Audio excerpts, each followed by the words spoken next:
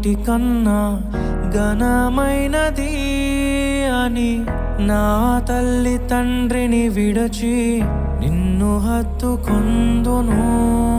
క్రీస్తు యేసు సంగమునకు శిరస్సైయుండులాగున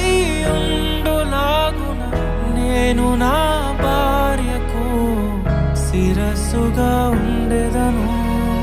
నా ప్రియ సఖివే నాలో భాగస్వామివై యేసును వెంబడించు సహవాసివై అంతము వరకు నీకు తోడయుండి క్రీస్తుని నీడలో ఫలించెదము.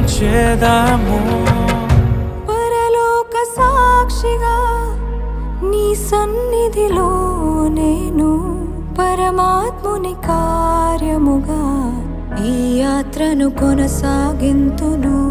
పరలోక సాక్షిగా నీ సన్నిధిలో నేను పరమాత్ముని కార్యముగా ఈ యాత్రను కొనసాగింతును.